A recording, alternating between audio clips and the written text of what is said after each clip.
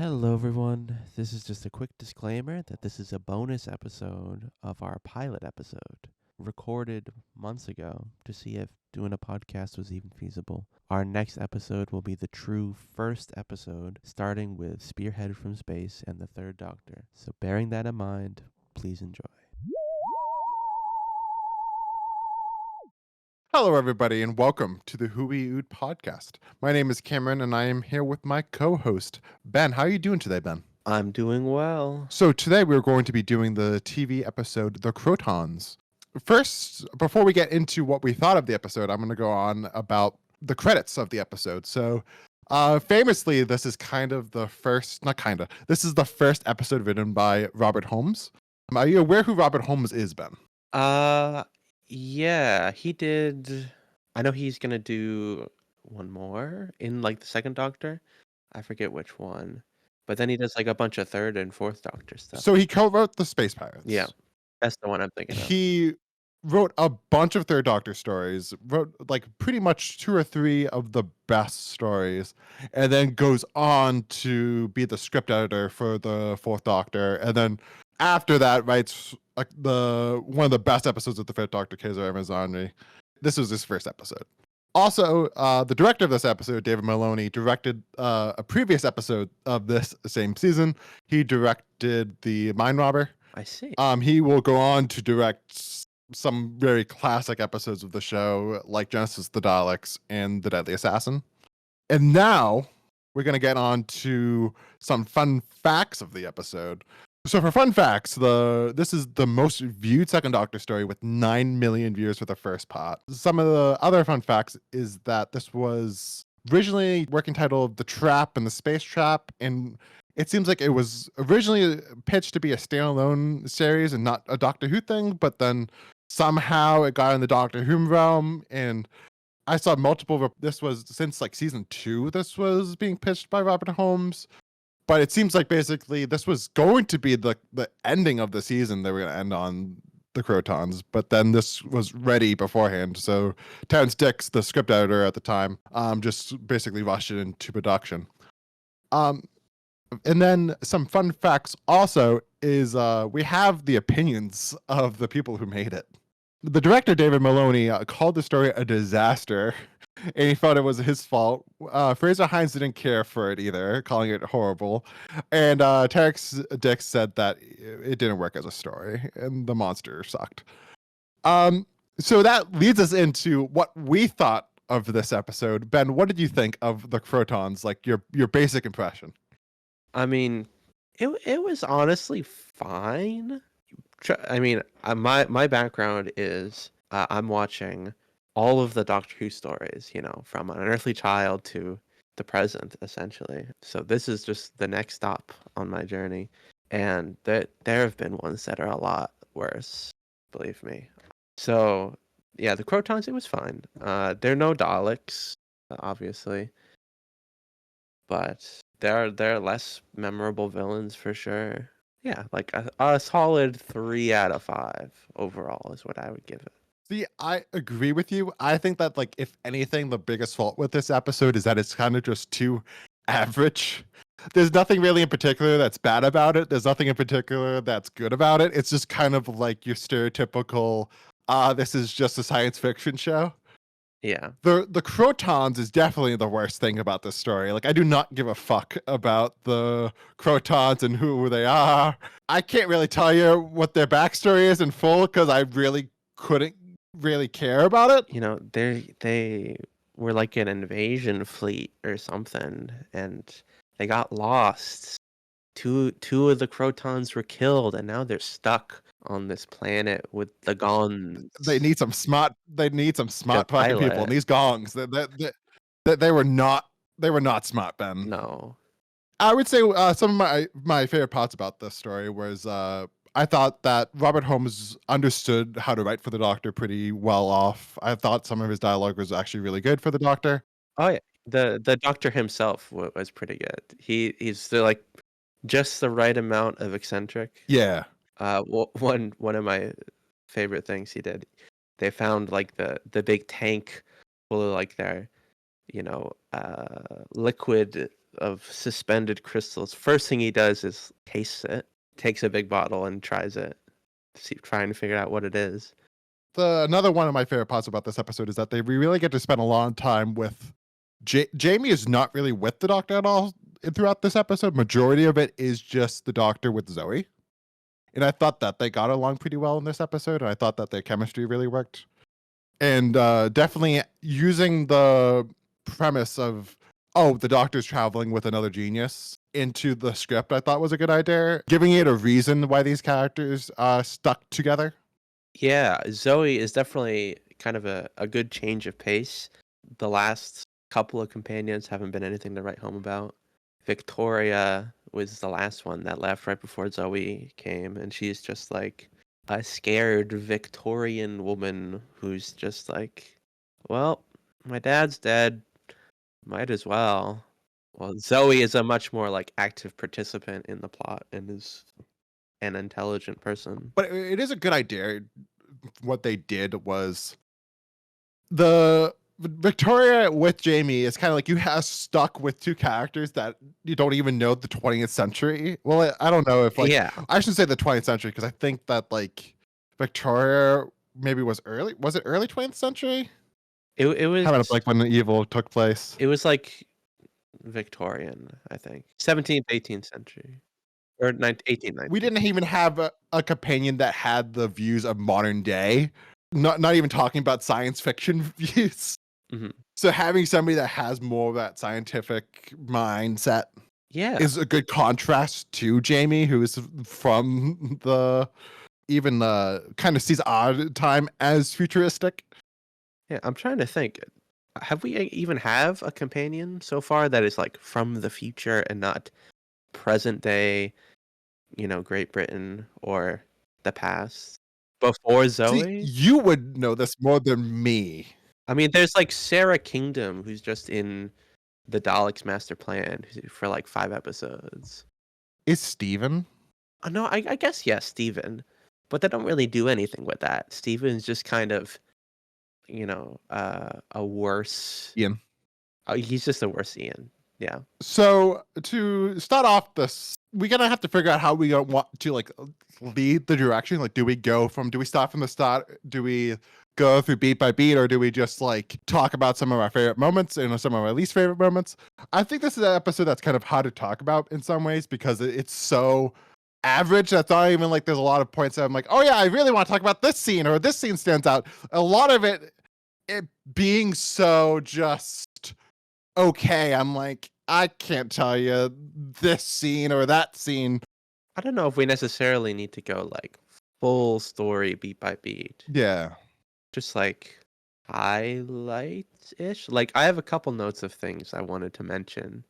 And we could talk about like the cliffhangers, I guess. First thing I just want to say is the quarries, like the direction of it that David Maloney did, it did kind of make it feel like an alien landscape on this very limited budget. Mm-hmm. And it works for like that apocalyptic type of vibe that they're trying to go for in that the exterior of this world. Supposed to be a wasteland, yeah. Yeah, the wasteland. And I remember one of the lines that I wrote down for this was, I found it funny when they said, "Don't go into the wasteland, you'll die." I found that line delivery pretty funny. And also going to the first pod, I thought that the special effects for the city was pretty bad. In particular, it did not look good at all, and like you kind of had to really tint your eyes to be able to not tint your eyes, be able to squint your eyes to really think, oh yeah, that's a city down there. Speaking of special effects, though, at the end of that episode, the the like long camera probe thing. Yeah, I had that written down too. That I thought that special effect actually was pretty cool and very well done. Yeah, like I almost thought it would look like almost kind of CG-ish. Yeah, But I think it was practical. yeah, it would have to be. I mean, it would have to be, yeah. Kind of like this unearthly tentacle, but with like, I don't know, the way it like moved was very kind of realistic, very impressive. And what did you think of the whole, like basically the setup for this episode of this society that has to take this test, and like the high educated have to like the high minds. They have to. Or no, high brains. Is that what they? Did I get it right that they just have to like? Is the pitch that they have to go to the Krotons, or do they know that they're going to the wasteland? The pitch for what? For when they leave, like they're going to meet the Krotons, right? They're going to be the companions of the Krotons, and then none of them are ever seen again. Yeah. And then of course we find out later on that it's that they basically just go to the wasteland and they get they get brought into the machine, get their kind of mind sucked out of them, or mind energy, to power the ship for another day while they wait for someone smart enough to let them leave. And then they release. What was the term they used? Release? I don't know, something with the waste, which is just the body. And like, what did you think of doing that? Of like, it's a very science fiction. I thought like a 50s, 60s sci-fi idea of this race that has to take this test, that has to like get promised to go up into like the next level. Yeah, it is kind of very classic sci-fi. Like there's an example that I should like come to my mind. Like I feel like there's something that's very similar to that, but it's not coming at me at the moment. But it feels like something like that classic sci-fi ilk. Which I don't know if that fits Doctor Who particularly well.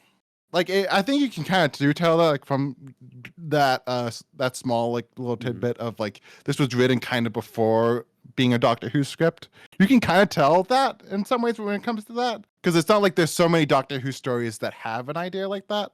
Yeah, I could definitely see a world where this was not a Doctor Who story. The script could be written to have not the Doctor, not very without much difficulty.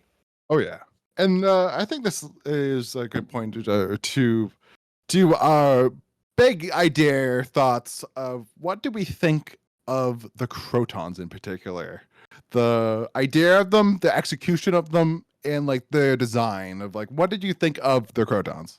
The design of them themselves is not that memorable. They have like, when I first saw like posters for this episode, I thought like the robots were the robots. Like there's in the Wheel in Space, there's like a robot in like the very first episode, which looks basically identical, except it doesn't have like a gem-shaped head. So that's kind of like their one thing they got going for them, the gem-shaped head, which like spins when they're distressed. Their voices, I thought, was kind of weird, not very like mechanical sounding. Although I guess they are supposed to be like another kind of life form, not necessarily a robot, right? Yeah, but like personally, I do not like the voices. Yeah, it was weird. There's a little bit of a moment in there that I was like, oh, do I like this? But then like at the end of it, I was like, no, these voices are terrible. Which is kind of weird because it's like one of the voice actors was Voice Skeleton, who did like he's one of the Dalek voice actors, and he did also some of the Cybermen voices. Really? And like he's so good as the Cybermen and the Daleks, but like they couldn't nail it with the Krotons in the voice department. And like I think the design is there's nothing memorable to it. It's kind of Dalek adjacent. It's yet another like attempt at a new Dalek, like the quarks, like the mechanoids, just kind of a not Dalek. And like it's so big, and it's just like there's not like the Daleks are very like, even that first episode, like they're very animated, but like this one, like they're so big that they don't really have a lot of things that they can like move around in, and like they don't have any life to them. And they have like an umbilical cord. They can't really do anything. I do want to say that there was one shot that I liked in particular, that like when the Kroton went outside and we saw like a POV shot of the Kroton. I thought that was actually pretty cool. Oh yeah, I think all the like POV robot shots where like they just like put, I don't know what the technical term for it, but like, you know, something with a hole cut out of it in front of the camera, so it's like looking down the sight lines. I always think that's cool. So Robert Holmes originally envisioned the Krotons as these crystalline men, which kind of makes more sense that if they were supposed to be like not these mechanical beings. But then also like I don't understand why he says that, because like I don't understand how like the tubing would have worked if they weren't as mechanical. I don't know. Yeah. They definitely give more robot vibes than man vibes. And it's just like it's one of those issues with the whole story that's like them being so non-memorable kind of makes the whole story not memorable. Yeah.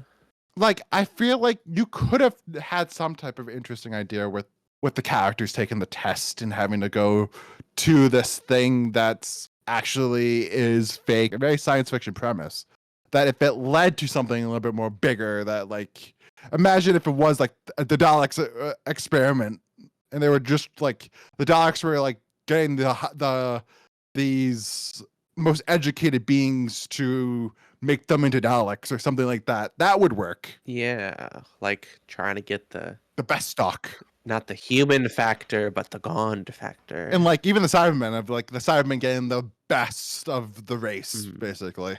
But it kind of is ruined just by like the one, it's they just don't really like they don't really need these high beings. Like the of course they need them to be able to pilot, not pilot, but to use this machine. I forget the name of the machine. Do you remember the machine that they need help using? Oh, the Dynatrope? Yeah, the Dynatrope they need I help think with. is that the name of their ship is the Dynatrope? See, they kept on. They didn't say that that was the ship. They just said it's like. At least I didn't catch that. I just like, oh, we need to use the Dynatrope. It's like we need two people to like that's high educated to use this machine. It's like, all right, is this their spaceship? I don't know. Which that might just be us not paying attention, or could it just be like this. It's literally not there in the story. Probably a little bit of both. Yeah. Um, another like tidbit in this story that you probably don't know because you don't know the future.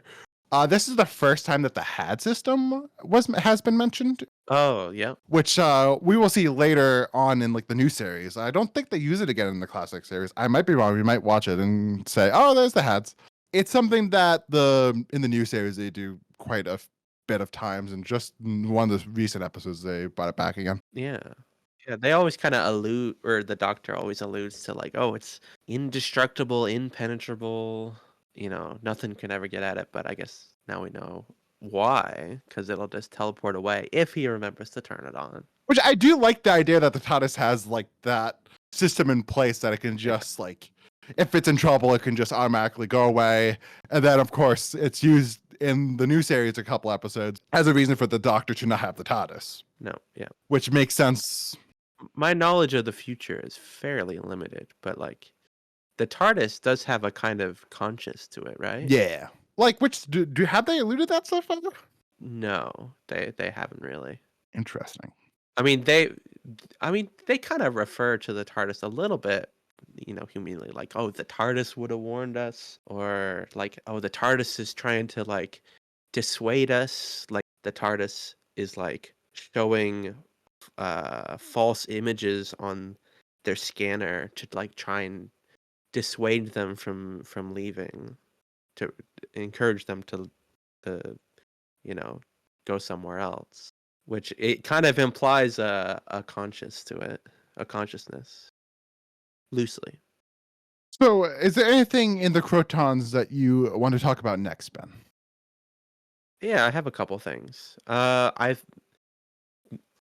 there's have the one shot I really liked, which is when Zoe and the doctor are like under, they're under the machine, getting sucked of their mental energy, and then we have like a wide angle lens for like 10 seconds. I wish they did that Hmm. more. Like I want more like surreal Doctor Who stuff. Like I really liked the Mind Robber, and I want more stuff like that. So I want them, or like in particular, the very first episode of the Mind Robber I thought was really good, where like Oh yeah. Zoe and Jamie are like holding on to the console as it's like spinning in space, and You know, when you said that the first episode of the Mind Robber, that was the image that immediately came to my mind was oh that yeah. great shot that it was just like blackness and then the console is just rotating with the two of them on it. hmm Ah, I want more stuff like that. And the wide angle lens for just a moment is like, oh, we could be so much more visually interesting, but they only do it for like a couple seconds.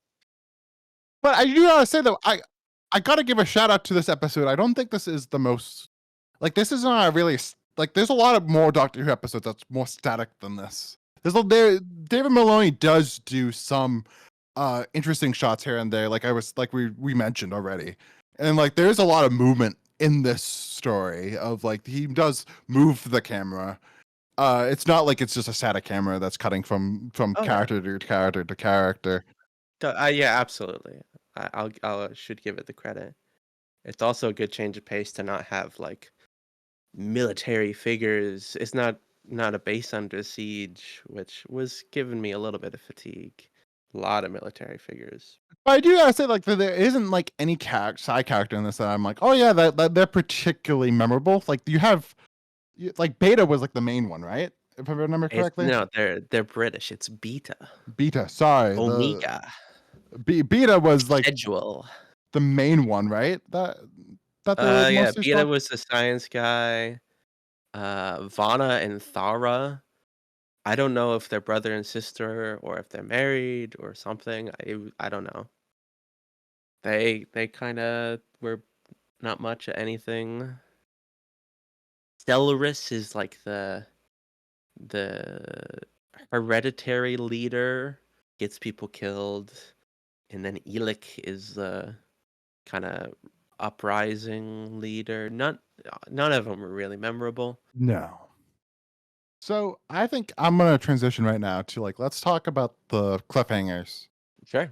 So the first cliffhanger we already talked about was The the camera. camera probe locking onto the doctor. Which even though I do think that that effect was cool, I think it kind of is a lame-ish cliffhanger because it's not like you're not thinking, oh my god, how is the doctor gonna survive this one? You're kind of like, oh yeah, this is a camera. It's pretty clear. I don't know if maybe kids in 1969 were thinking differently, Yeah. but like actually no, I just looked it up. It would have been 1968, December 28th. So it would have been 68. But the kids in the 68 were thinking, oh my god, how's the doctor gonna survive this one? But I just thought like, oh yeah, this is totally Yeah. a camera. The second one is a little bit more interesting. The Jamie about to be killed by the mind draining device because he's so primitive, you know. He Yeah. has no value. So the machine is just gonna overwhelm and kill him, which is, Jamie's he's not the doctor. He's not invincible. He's not immortal. There's some danger there, I suppose. But I gotta say, I mentioned beforehand we mostly see Zoe and Jamie. Not Zoe and Jamie, sorry. We mostly see Zoe and the doctor. So I don't really like remember that much from Jamie of this Yeah, episode because we don't really focus Jamie. on him a lot. We have that time where he's with the Krotons. Yeah. But apart from that, it's like this is more in my head a Doctor and Zoe episode, Hmm. which is kind of insane. That one of the facts is that this was originally going to be Fraser Hines' last episode. I did read about that, but Patrick Troughton convinced him to stay on, and then they could all leave together.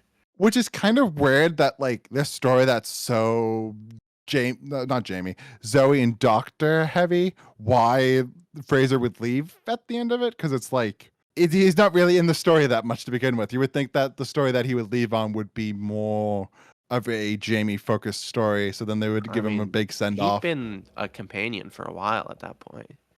Oh Like, yeah, probably the longest running, excluding maybe like Ian and Barbara. I think probably longer because he was there for this would be his third season. I don't think that, but then like He the was second Doctor the stories. second Doctor story is the Highlanders, isn't it? Yeah, but then but to be fair, I don't know like episode wise because the second Doctor the seasons shrunk, Hmm. so it's not like the first 2 or 3 seasons the first 4 I think are much longer than 5 and 6. But and then definitely we haven't even brought up. So actually, before we get too sidetracked, so episode 3 cliffhanger, Ben, can you sum that up? Yeah, the Doctor runs out under the thing that's they're pulling out the foundation and the ceiling's starting to collapse, and the Doctor says, I forget what he says, but he's like, "Oh no, Jamie," or something like that, and he just runs out and immediately gets covered in rubble. So if we had to give a favorite cliffhanger. I think it would be episode 1's cliffhanger, just because of that how cool the special effect was. Yeah. I want to say a gripe with basically every cliffhanger so far that I've experienced. So they always like resolve it within like the first 30 seconds of the next episode. So it's always like, oh no, the doctor, how's he gonna get out of this one? And he's like, I'll just put up my hands, and now I'm totally fine in the next episode. Oh no, Jamie's about to die. Oh no, he's totally fine. It didn't actually do anything. The doctor's trapped under rubble. Well, let's just move it. You Think know, about the I children. know it's for the children. They want to be like, They waited a week, Ben, for this cliffhanger. They want that instant gratification of, oh yes, he's done, he's saved. I know. That's like literally every cliffhanger in these first 6 seasons, though. Which there's some great ones in there, but like Yeah. you have some that's like, oh really? I mean, there are better ones for sure, but it's always that instant gratification of like, how are they gonna get out of it? It's never like, oh damn, someone's got to rescue Jamie. It's always like, oh no, actually there was no danger to begin with. Jamie just had to just run away. It's all that's what bugs me. It's always like, actually there was no danger to begin with. It was all just nothing to worry about. And you could just imagine like the people would have the like there's that one kid on the playground that'd be like, yeah, he's just gonna fucking jump, and then that the next episode he just jumps, and the kid's like, I told you. Yeah. Okay, trying to think of what else to talk about the Krotons. Uh, one other thing I think might be worth mentioning, like the doctor's last line is, "I don't like goodbyes," Which which is something that you could, you know, basically every time he saves a day, he's always like off to the next adventure, which, there's a kind of there's the element of like this is like a serialized or this is a episodic TV show and it's just like whatever, but also I don't know. I always get the sense that he's like there's a sense that he's like running or distracting himself.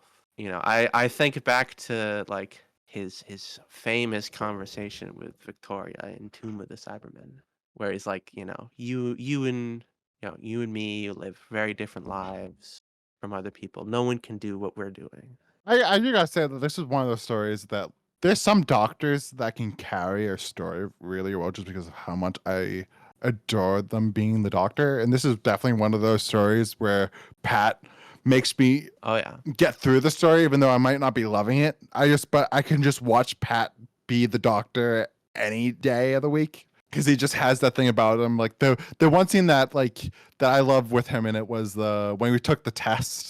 And he's just like Zoe's just over there just being like, oh, you're supposed to divide, and he's like, I know, and he's just so worried and worked up, and he's just like, it's just fantastic performance, and you just instantly fall in love with him as the doctor. Oh yeah. I'm fond of the first Doctor. I really like him. He's got a good heart, but the second Doctor I truly love. He's such a wonderful character played by a wonderful actor. Brings a lot of life to the series. But he's the one that we all have to like go back on and be like, yeah, he's the one that there would not be Doctor Who today if it wasn't for Patrick Troughton. If Patrick Troughton did not do a good job, the show would have ended, and it would have been like, oh yeah, we tried to do another actor, but I guess it didn't work out. Yeah, I was watching the other day this I think you had sent it to me before. This guy who's doing like a era by era review of the Doctor Who. Yeah. And he's talking about how Let me look up his name. Is it Dick Clever Films? I yeah, think I it's think Dick that's Clever it. Films. If I remember correctly. He was talking about how who's Clever Dick Films is his name. I know. I always forget who's like the BBC Sydney Newman. Sydney Newman, where he originally was like wanting. Maybe it was him, maybe it was someone else. But originally, the plan was just to like have someone else play the first Doctor, and I'm so glad they went in like a totally different direction. But I mean, not totally different. They keep a lot of like similar elements, but he brings a lot of new stuff to the table. But like it's kind of I've heard Russell T Davies, who was the showrunner that brought the show back, and now he's the showrunner again. he talks about like how the show's format is so great because it's so flexible it was, and like it was created to be from the get-go to be a flexible format. And that, I think the idea of regeneration was kind of like it having Pat be so different from the first Doctor was kind of like the final nail on the coffin of just like, oh, this show is going to go forever, because there's literally, you can do anything with this show. Yeah, you can have, anybody could be the Doctor. But it can go anywhere. It can be anything. Like we'll see when we get to the third Doctor that it gets completely different. Yeah, if you don't like, one Doctor, you might love the next, which is, I think, really great about the show. So I think that is going to be all for today. I think we've wrapped up our thoughts on the Krotons. Mm-hmm. Any last words about the Krotons, Ben?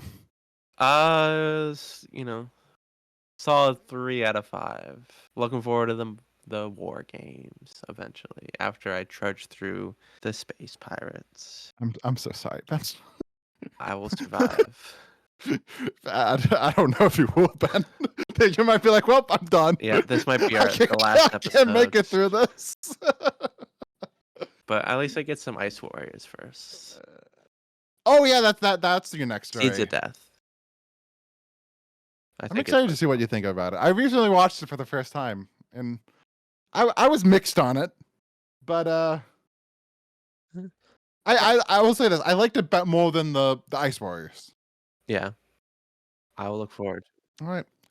The last thing I do want to say is that I didn't get it in here.